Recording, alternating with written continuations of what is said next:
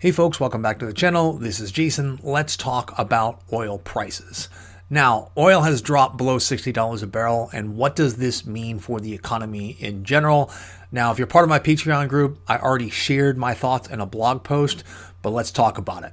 So there's no magic number as far as oil prices go, but below $70 a barrel, certain flavors of oil become no longer profitable to pump in the United States and certainly no longer profitable to drill for.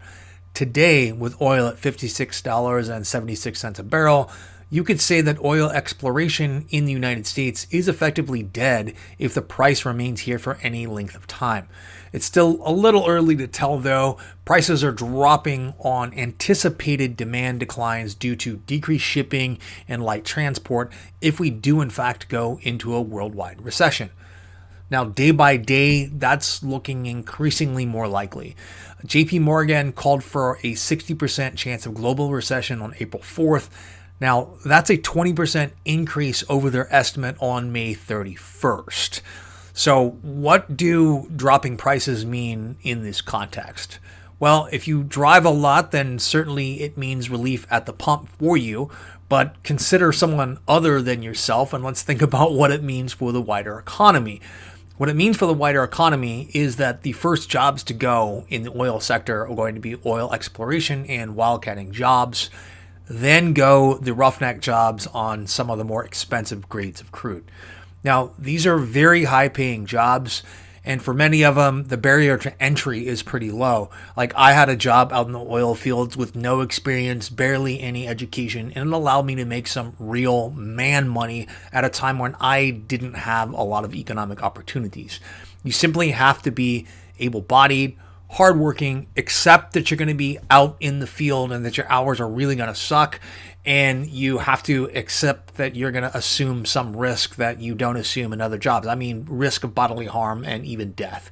So if you do that, though, you're going to make an income that puts you in the top 20% of income earners in the United States. It is kind of a relief valve for lots of folks who don't have other opportunities to escape a life of poverty, but it's fraught with a lot of risk. Now, I knew this going into the oil industry, that it's very cyclical, and most people are going to experience long periods of unemployment when there's a downturn in oil prices, but it never seems to percolate through the oil industry as a whole, and the people most likely to get laid off when oil prices decline for a long time don't really save a lot of money to weather those storms. Now, in 2020, the oil industry saw an overall decline in employment of about 10%, with the highest concentration in job losses in the fuel services sector at 18%. The total job losses for the oil industry in 2020 were about 890,000 jobs. Now, I don't expect the job losses this time around to be as sudden or to be as severe, but I do expect them to be a little bit more sustained, as I believe that this economic disruption is going to last longer. It's just going to take a lot of time to work all of these issues out of the system. So consumer demand attached to the oil industry is going to drop significantly. And let's remember also that the oil industry is a large consumer of their own product. As the industry lays off employees, oil demand is going to drop even further. But because the oil industry is cyclical, there are some opportunities to invest here. Some crude oil demand is relatively inelastic, meaning that we're going to use that oil no matter what the economy looks like. I'm talking about plastic manufacture, residential fuel oil, petrochemical feedstocks, lubricants, waxes, and asphalt. Rebalancing your energy portfolio to include some petrochemical companies might be in order for you personally. Now, these companies produce products that we have to buy, not things that are discretionary. There's a lot of plastic in a toothbrush. When your toothbrush wears out, you buy a new toothbrush. When the synthetic tires that you have on your car go flat, you have to buy new ones. You don't really have a choice.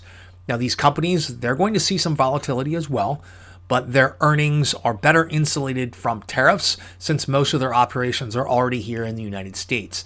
In fact, they may actually see an increase in sales as a beneficiary of tariffs if the recession isn't that deep.